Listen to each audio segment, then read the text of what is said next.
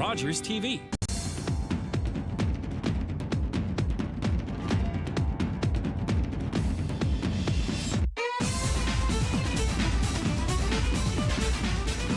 Hello everyone, and welcome to another episode of Out of the Fog. I'm your host, Laura Beltonba, and on today's episode, we are very community focused today. We get the chance to talk to Janelle Lambert, who is with VOCM Cares. Follow it up, we get the chance to sit and talk with Rachel Pope and Mal Parrott, who are part of Big Brothers Big Sisters. I hope you're ready for this fun and information-filled episode, and I can't wait to get right to it.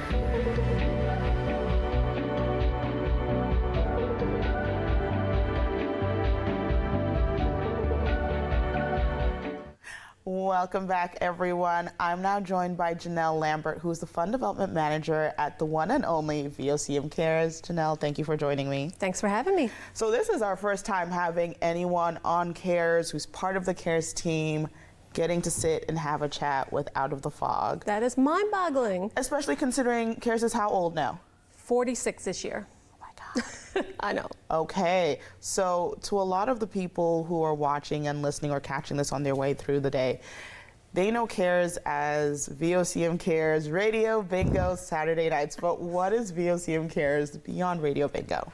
Well, that's exactly it. That's what people know us as.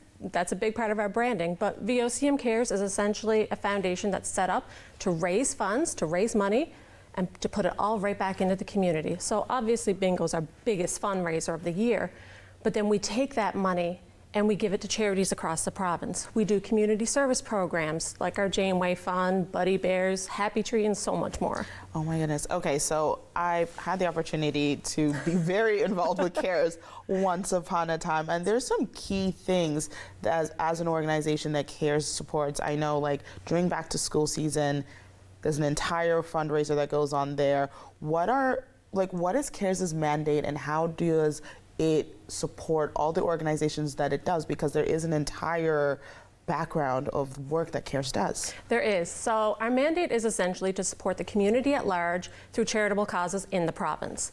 We do that primarily two ways. One is our community services, so the Happy Tree, Block the Bus, Coats for Kids, the Buddy Bear program, our Janeway Family Support Fund, and a few other projects like that, food drives.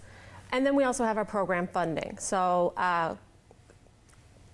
4 times a year, yes, quarterly, we put in an application for charities for program funding, and our board will review the applications and approve however much financially we can. So essentially we'll give funds to everything from small boys and girls clubs or 50 plus groups up to the bigger charities we all know, like Alzheimer's Association, Easter Seals, and things like that. Okay, so as an organization that you are a not-for-profit and a charity, yes, that supports other charities. We are a registered charity. Okay, because I know sometimes people get confused when they're like, I'm giving to Cares, but it's like, but is Cares a charity, or is like what? Some people think we're just VOCM. They Yes. see that and they think that. Like, no, we are a registered charity. We are our own separate entity run by a board of directors. Yes, we're a branch of Stingray and VOCM, but we're also just a registered charity. Okay, that's super cool to know. And so over the years, bingo used to be Cares' biggest influx in fundraising. But recently you started doing something else super cool in the last few years. What's that about? The 50-50? Yes, the 50-50. Oh, okay, obviously it's a tradition in Newfoundland. You hear the words every time you go to a concert, anything, there's always a 50-50. We partner with the online platform Rafflebox. Our rep has been a tremendous help. He's a big advocate for all Newfoundland charities. And essentially the amount of work that has to go into it for a lot of funds to come out of it, it really just makes sense for us because we're a very small team.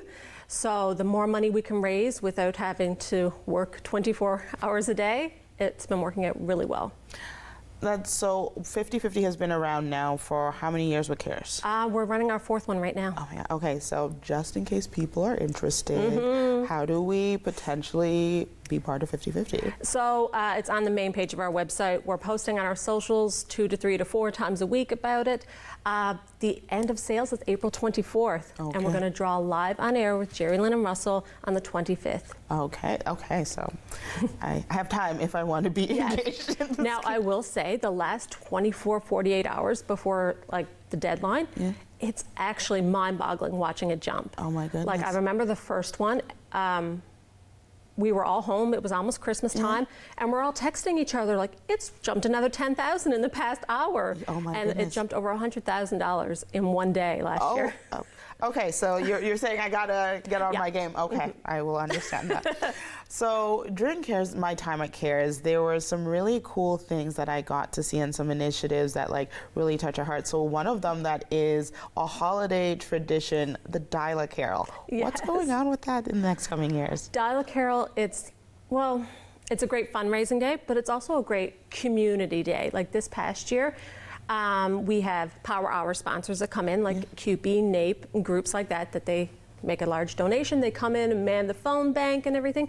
But we also had some of our community partners, like the St. John's Regional Fire Department, come in. James Cadigan came in with his hockey team and volunteered for an hour. So it's just really nice all around sense of community. A lot of phone calls looking for a couple of Christmas songs over and over and over again.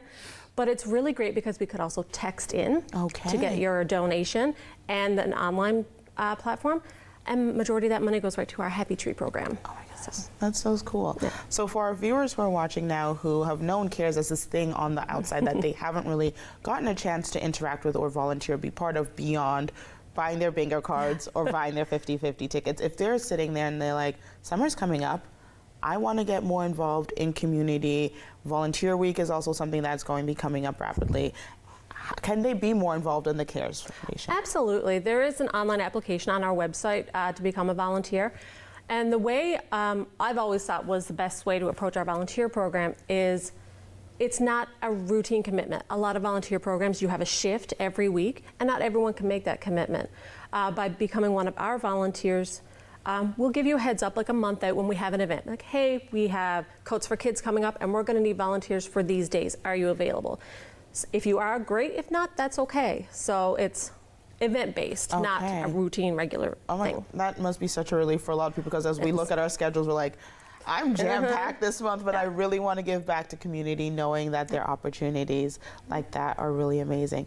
For our viewers here who are still curious about how they can support CARES, how they can support the various initiatives CARES runs throughout the years, or if they want to donate to CARES, what are the ways they can reach out and contribute to this organization? We're always open and looking for new ways to fundraise specifically for us because in the last several years, the needs in the community have grown greatly. So we get a lot of funding applications and looking for support, and we're only able to support a small portion of them. So if you want to just donate directly, you can click Donate Now on our website, easy peasy, and click which program you'd like to support. Or if you have a group or an office or a business, you can get together and be like, hey, we'd like to support them in a bigger way. Reach out to me. We'll come up with some fun idea, maybe some kind of sporting event. We'll come up with something to work with you. We have a lot of community partners. And I'm going to lean on that sporting event because I know the team behind CARES, and y'all are some wicked athletes in there. Oh. Yeah, I'm giving all the praise because I know the team that supports you folks. We're competitive. That is the word. You are competitive athletes. The NBA's got nothing on you. I want to thank you so much, Janelle. But before I let you go, I know that CARES is turning 46 this year, and there is quite a history that this organization has been through. So as you look back, you have been with CARES for about 2 years now. As you look back on the history about CARES, about when you got to CARES, the things that you've learned in your time there, what are some key things about this organization that make it such a standout and a community pillar? CARES is a staple in the community. It's a household name. It's Newfoundland at its core. We support our entire province, and that's always been the goal from day one. Yes, we've had to pivot over the last several years, especially since the pandemic. Things change, the world changes, we have to change with it. That's why we're looking for new fundraisers, new ways to reach out reaching a younger generation, because generally VOCM tends to be a slightly older generation. But our building is full of everything from 23 to, not going to ask how old. Like, yeah, we're a community in ourselves. Absolutely.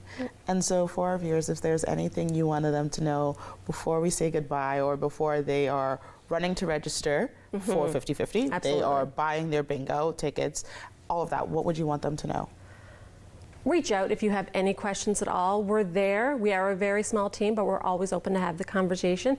And if you have ideas about new fundraisers or becoming a community partner, we're all ears. That's what we're there for. Okay, now we're going to do the rundown about the key events, about places we can be in. Okay, when is bingo? Saturday nights, 6 in Newfoundland, 5:30 in Labrador. And where do we get bingo tickets? List of retailers all across the province on our website. Okay, 50/50, when and how? Website and social media, deadline April 24th. Okay, and then for organizations that are ever looking for funding, wanting to do the application, when do they need to be checking the website to be able to put their applications in? We tend to have a bit of a banner across the top of the funding page, but check back in this date. The next round will be open mid to late May. Okay. Janelle, it's always been a pleasure. Thank you so much for coming and chatting. Of course. And what's our social media links for people if they want to find out what's going on with VOCM Cares? VOCM Cares is on Facebook, Instagram, LinkedIn, and we share a lot of stuff, so please check us out. Thank you so much, Nell, and I can't wait to see you again soon. And I will be making sure to get my 50/50 ticket. And maybe it's time to get people together for a round of bingo. Yeah, that sounds good. All right. And send us a picture. We'll share it. Oh, okay. Okay, so you're making it seem cooler than like the New Year's Eve thing now. No rags. We're trying. All good. Thank you so much, Janelle. Of course. And we'll be right back, folks. Your opinion matters, and we want to hear from you. Get in touch with us using our viewer feedback line, your direct connection to shaping the shows you love. It's easy. Just grab your phone, scan the QR code on your screen, and take our quick survey. Share your thoughts, and let's make your viewing experience even better.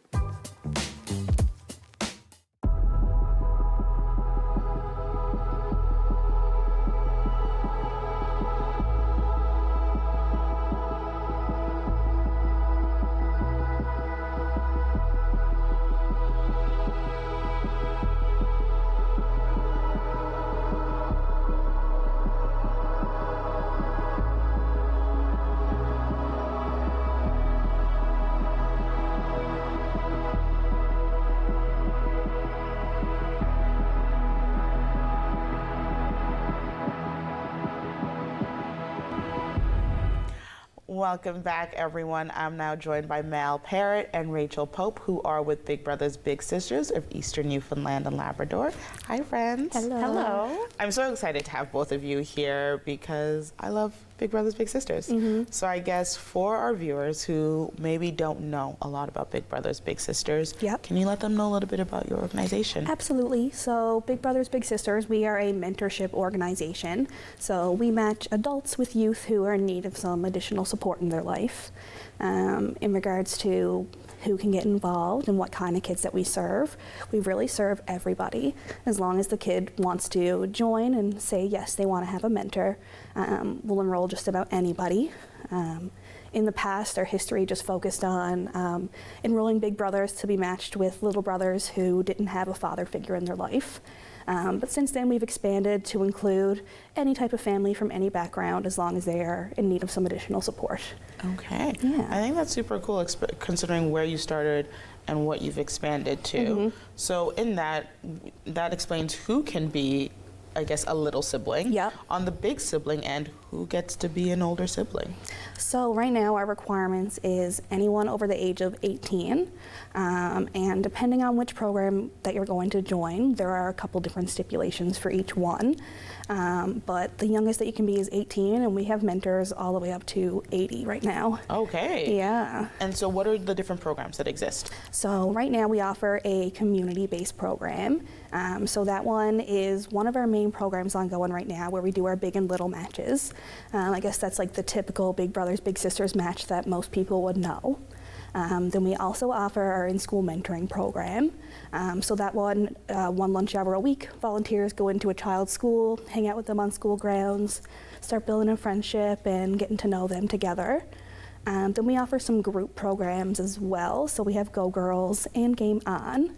And that is, there's a few kids that will be in a session with a few volunteers, and they focus on healthy minds, healthy bodies through physical activity and games. Okay. Another program that we've got, so we have a couple sub-programs within our community-based program. So we have our Between Generations program, where we're matching the older adults with our youth in our community. And then of course our PRISM program, which is the program that I helped start up. So PRISM, it stands for Pride, Respect, Identity, Safety, and Mentoring.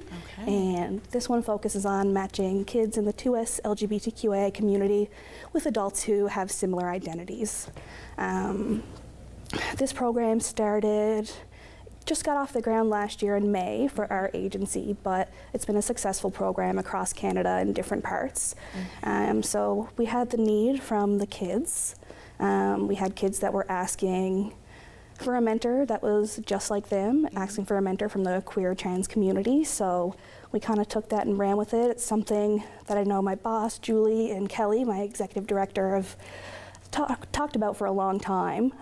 But now when I joined the team a couple of years ago and we talked about getting it up and running, as a member of the queer community myself, I really kind of felt resonated with the program and told them I was super interested, and we got the ball rolling, and now the program is officially launched. Okay. Yeah. So for individuals who are curious about, let's say, wanting to be part of PRISM on the adult older sibling Yep.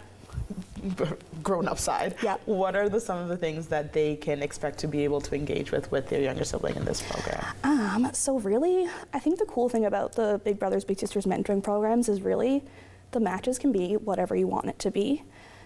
It's really child-focused in what the child wants to do. Now we have the 3 outcomes that we find the kids get a lot of benefits from when they are in the program. So we have the social and emotional competence, mental health and well-being, and educational engagement and employment readiness.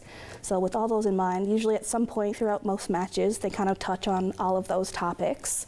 In regards to activities, again, totally up to the members of the match.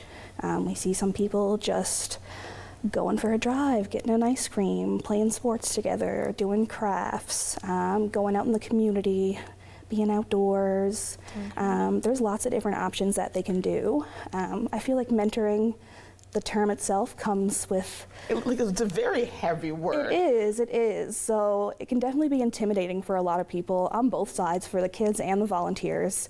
But mentorship is something that a lot of us do naturally without really realizing. Like when we train our volunteers, we go through so many different aspects of relationships and how to help people and help them develop and grow. But they really what's the word I'm looking for? It's just natural. I guess that's really what I'm trying to say. Like those skills is stuff that we do all the time. Like we know how to care for people, to support them, to empower them. And it's stuff that we all just do without really having a second thought about it. And that's really true with mentoring as well. So yeah, it can look a little different kind of depending on who you're matched with. But we also host a lot of events through our agency as well that we put off. For example, we've done bonfires and boat tours and Christmas and Halloween parties. So it's like the full thing. Absolutely. And those events are super nice as well because we invite a whole bunch of matches, and then you get to engage with other mentors, and sometimes the kids make friends at our group events, which is really nice to see. But yeah, so I guess that's kind of something of what you could expect when you're getting involved with us. Awesome. Yeah. And so Mal, what's your role with Big Brothers Big Sisters? Yeah, so my role is in community engagement and events. So largely, I'm fairly new to the team, but PRISM is very much something that drew me as a queer trans person that's part of the community here in St. John's. I saw that as something that wow, that would have been, something that I would have loved to experience as a kid, like having a mentor that has that same lived experience to help me kind of guide my way through identity and stuff. And my goal in community engagement and events is to really help shine those values through our fundraising ventures and events that involve the community, and just really solidifying our presence within the St. John's metro area. So right now we are hosting our 50th annual Bowl for Kids' Sake, very much inspired by Taylor Swift's iconic Eras tour. So we're calling it the Eras of Impact. Yeah, so celebrating 50 years of creating, lifelong mentorship relationships for kids in the area, and building towards another 50 more. So Bowl for Kids is a way for us to generate the funds required to run programs such as PRISM, and to be there for the kids, continuing on essentially. So that event is running from May 1st to 4th. We'll be seeing, lots of groups of family, friends, businesses, organizations. We host a bowl for the bigs and the littles to come out, and similar to what you said, Rachel, like as like a group event, kind of meet other pairs and stuff. And at the end of the day, like, it's very much about, not only helping us to raise those funds to help support our programs, far into the future, but also kind of evoke that sense of community that we're really hoping to drive through with our programs as well. So I'm someone who kind of lives on the social media space, and especially as a business owner in like the LinkedIn space. And Big Brothers Big Sisters has been there a lot recently with this, I guess this campaign, the 75 Doors or Open Doors. Yes. Can you let me know a little bit about what that is? Yeah, absolutely. So 75 Doors was a campaign that our executive director, Kelly, was very much, it was her brainchild, and I kind of joined on the tail end of that, but it was essentially a way for us to invite, businesses and groups to really support us in creating that tangible, like literally opening a door for a match, essentially for, us to be able to facilitate a big or a mentor being matched with their little or their mentee, essentially. It was an incredible success. We've created so many, super strong relationships within the community, within the business community.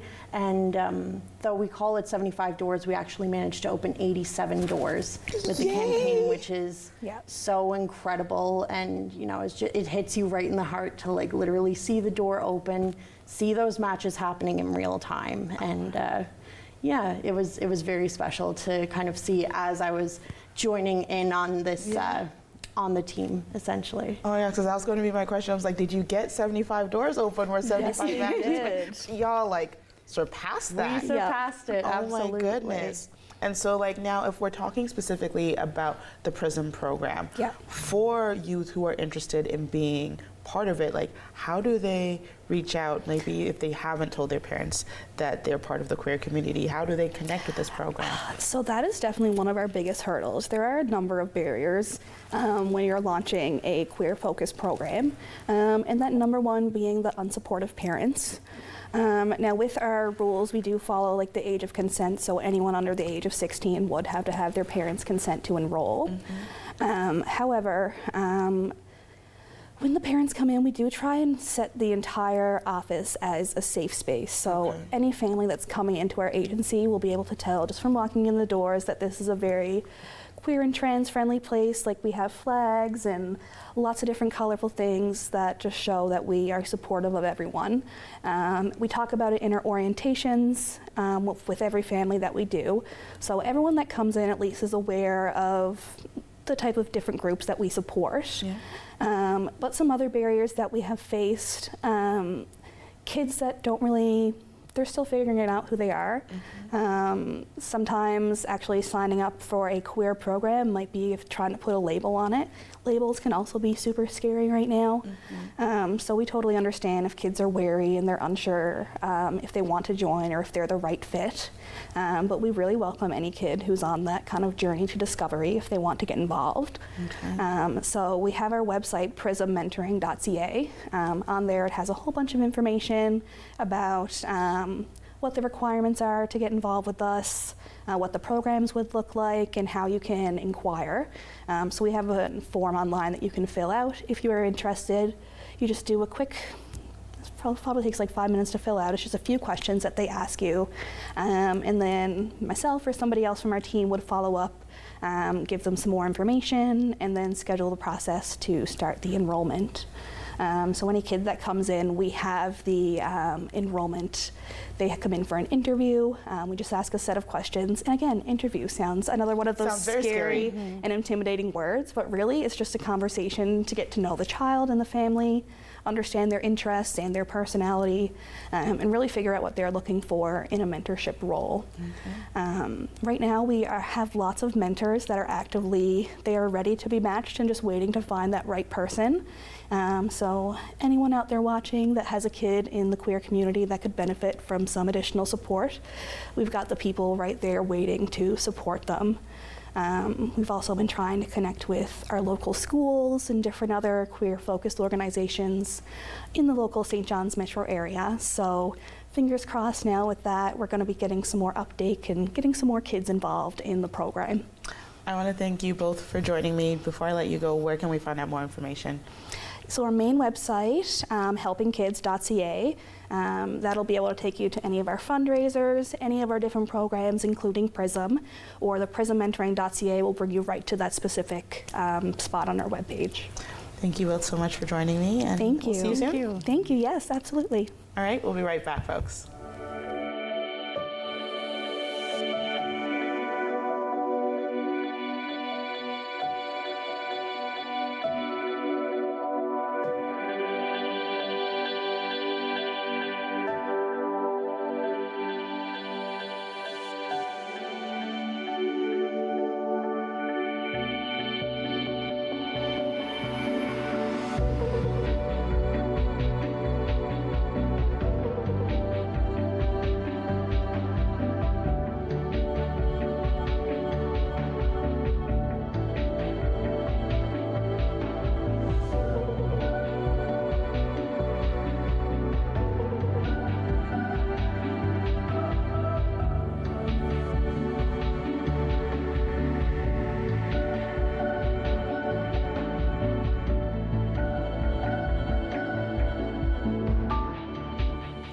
I want to thank all of you for tuning in yet again. I always love getting to share time and space with you. An extra special thank you to my guests for joining me today.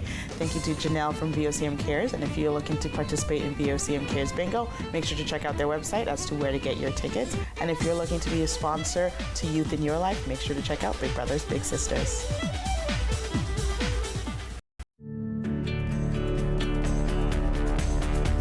This program is brought to you by Rogers Xfinity, connecting you to more of what you love. Visit Rogers.com for more details.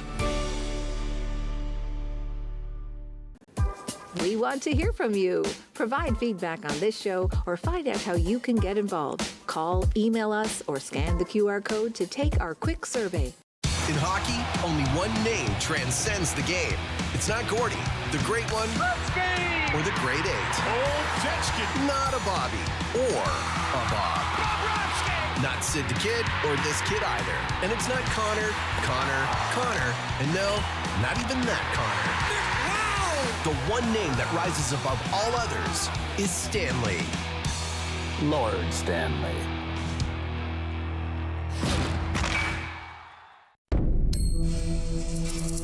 My name is Matthew Rutledge. I'm a 60 Scoop survivor, born in Red Lake. Was adopted from there to Toronto at the age of 4. A lot of our brothers and sisters, family members got separated from each other. That was the government's goal, to break that connection from brothers and sisters. Basically taking the Indian out of the child.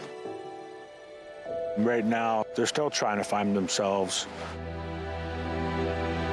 Originally, my birth name is Harvey Halverson. In my high school days, teens, I was trying to fit into society. I knew I was First Nations, but I didn't know who I was inside. I think later in life, I started that journey. I am proud, Nishnawbe man, who I am now. I love life, who I am. Everybody knows not to drink and drive, but some people